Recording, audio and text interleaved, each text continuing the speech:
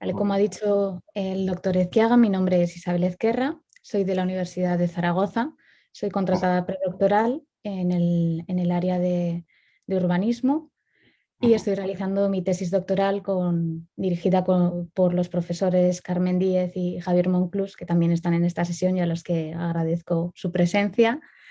Y bueno, voy a presentar este trabajo realizado en colaboración con el profesor Sergio Campos de la Universidad de Granada, los dos España, que se titula, pues presenta un estudio comparado de la accesibilidad de dos formas urbanas de la periferia interior. Para ello voy a comenzar haciendo una breve introducción de cuáles son esas dos formas urbanas que se estudian en este trabajo y por qué se plantea el análisis comparado de las mismas. A continuación explicaré brevemente la metodología que se ha seguido para analizar su accesibilidad y después se presentarán los resultados obtenidos y unas conclusiones respecto a los mismos. Bueno, la construcción de las primeras periferias de muchas ciudades europeas entre los años 50 y 70 del siglo pasado se caracterizó en parte por la profusión de conjuntos de vivienda conocidos aquí como polígonos de vivienda, ¿no? Conjuntos de vivienda masiva. Estos polígonos de vivienda, como la forma de crecimiento urbano característica del urbanismo funcionalista, han sido objeto de crítica desde casi prácticamente el momento de su construcción y sobre todo a partir de la década de los 60 del siglo pasado.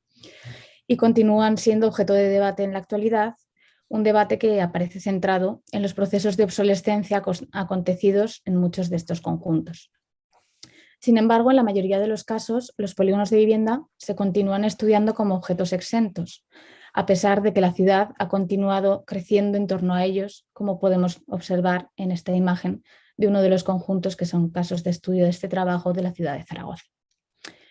Es por ello que esta investigación plantea un análisis comparado entre las dos formas principales de crecimiento urbano residencial que se produjeron en paralelo durante estas primeras décadas de la segunda mitad del siglo pasado, momento que se caracterizó precisamente por una gran expansión urbana. Estos crecimientos configuran hoy la primera periferia residencial o periferia interior de nuestras ciudades. En definitiva, lo que se plantea es un análisis comparado entre las acciones planeadas, proyectadas y construidas de forma unitaria, basadas en un orden abierto inspirado en los principios del urbanismo funcionalista, que son los polígonos de vivienda, y las formas que se produjeron en paralelo a estos como resultado de un crecimiento gradual de la ciudad, más o menos planificado y más próximo al sistema tradicional basado en calles y manzanas, que aquí denominamos periferia ordinaria. Este análisis, enmarcado en una investigación más amplia, como ya he comentado, se recoge en la tesis doctoral que me encuentro realizando ahora mismo y parte de la necesidad de considerar los intensos procesos de transformación que han venido experimentando las grandes ciudades durante el último medio siglo. Solo considerando estas formas en su actual contexto es posible llevar a cabo un diagnóstico más completo de los mismos, que contribuya a la elaboración de estrategias de regeneración urbana integradas para la ciudad. Concretamente, la accesibilidad ha sido una de las cuestiones frecuentemente criticadas de los polígonos de vivienda. Sin embargo, estudios recientes reflejan que la situación de aislamiento original de estos conjuntos ha cambiado, variando las condiciones actuales de unos casos a otros. Es por ello que aquí se va a intentar ofrecer una caracterización comparada de las condiciones de accesibilidad actual de estas dos formas de crecimiento urbano, polígonos de vivienda y periferia ordinaria, comprobar cómo varía la accesibilidad entre ellas en función de la escala de estudio, se plantearán 3 escalas de estudio que presentaré a continuación, y mostrar la especificidad de cada caso, que estará condicionado por los procesos de configuración de los mismos.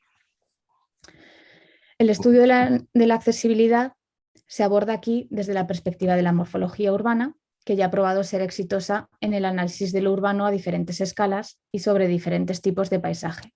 En este caso, un paisaje planeado y otro paisaje no planeado.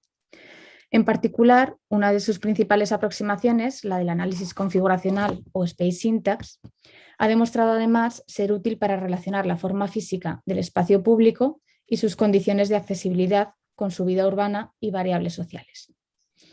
El trabajo entiende la accesibilidad no solo como la facilidad de alcanzar un objetivo, sino como la intensidad de posibilidades para la interacción y el intercambio. Su estudio se realiza a través de un análisis configuracional multiescalar, a escala de ciudad, a escala de barrio y a escala de fragmento, y un análisis de visibilidad. El trabajo toma como referencia el modelo de valor de nodo y lugar de Bertolini con la intención de establecer una correlación entre la accesibilidad de estos fragmentos residenciales y sus condiciones de habitabilidad urbana.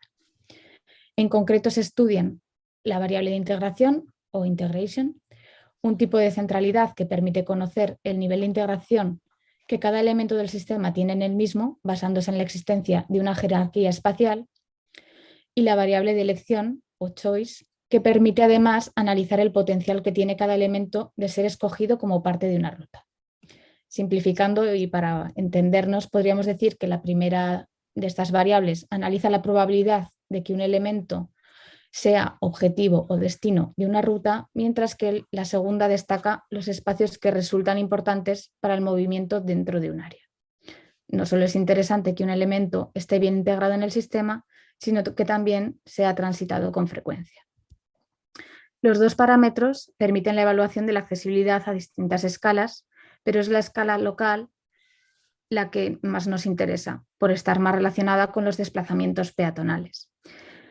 Es por esto que el análisis multiescalar de estas dos variables se complementa con el de la profundidad visual, que permite analizar el grado de relación visual directa que existe entre los diferentes espacios abiertos en un área.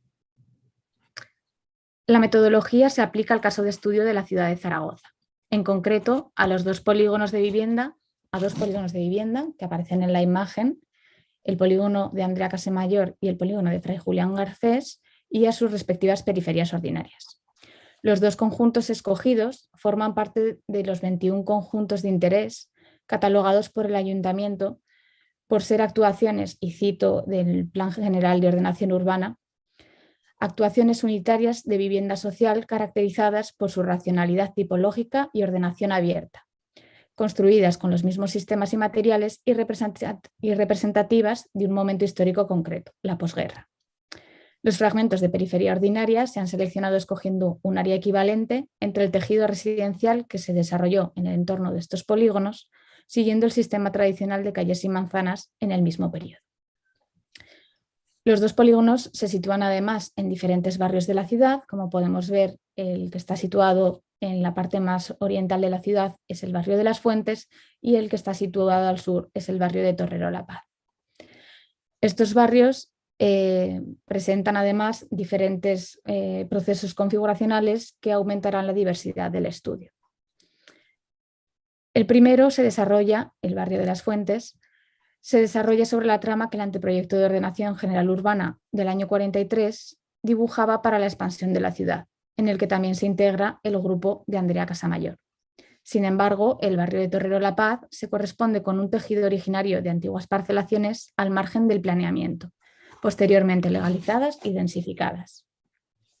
La imagen muestra el mapa de segmentos elaborado a partir de los datos espaciales del Instituto Geográfico Nacional, en el que se identifican los casos de estudio. Para la elaboración del mapa del trabajo y el análisis configuracional se ha utilizado la herramienta Space Syntax, integrada en el programa de sistemas de información geográfica QGIS, y sobre este mapa se han evaluado las variables de integración y elección en 3 escalas diferenciadas. Para la escala de ciudad, el cálculo se realiza para las variables de integración y elección en el mapa de segmentos con un radio n, obteniendo los valores de cada segmento en el conjunto de la ciudad. A escala urbana, tanto los polígonos como sus periferias ordinarias están posicionados sobre vías que poseen una alta integración, las que presentan colores más cálidos en la imagen de la izquierda. Si bien en el barrio de Las Fuentes se podía observar en la imagen general una incipiente malla que muestra valores elevados, en el barrio de Torrero es una única vía la que destaca por su integración, que es sobre la que se apoya precisamente el conjunto de Fray Julián Garcés, esta vía. Esta vía es la que presenta también el mayor potencial de elección, que podemos ver en la imagen. Isabel, eso que sonó era una alarma de que quedaba un minuto. Ah, vale, pues voy rápido. La voy a dejar puesta cada vez, ¿no? Y no digo más, o sea que tenéis atentos a ese sonido, que es como los 9 minutos. Pero concluye tranquilamente. Afortunadamente Vale. no tenemos... Pero como normalmente cuando uno habla se pierde esa noción del tiempo, pues simplemente que lo Vale. pases. Gracias. De los resultados obtenidos se considera el segmento de cada fragmento que presenta un valor más elevado, ya que a escala de ciudad lo que nos interesa es el potencial para llegar o cruzar cada uno de estos fragmentos. Prestando atención a los segmentos de cada fragmento que presentan los valores más elevados, se puede observar que apenas existen diferencias entre los polígonos de vivienda y sus periferias ordinarias. En el análisis a escala de barrio se calcula estas dos variables para un radio de 1000 metros que se considera adecuado para una escala intermedia. Y en esta escala podemos ver cómo la variable de integración resalta los principales ejes de la estructura radial de la ciudad, mientras que en la variable de elección los valores más altos se encuentran más dispersos, a modo de malla en varias zonas de la ciudad. De los resultados obtenidos se calcula la media del valor de los segmentos que componen el perímetro de cada uno de los fragmentos y lo que se puede observar es que para los dos casos y para las dos variables el resultado es inferior en los polígonos de vivienda que en las periferias ordinarias. Finalmente, a escala de fragmento, el cálculo se realiza para un radio de 400 metros, que es considerado adecuado para la movilidad peatonal. Y en esta escala más local observamos que tanto los polígonos como los fragmentos de periferia ordinaria poseen una buena ubicación con respecto a su entorno próximo.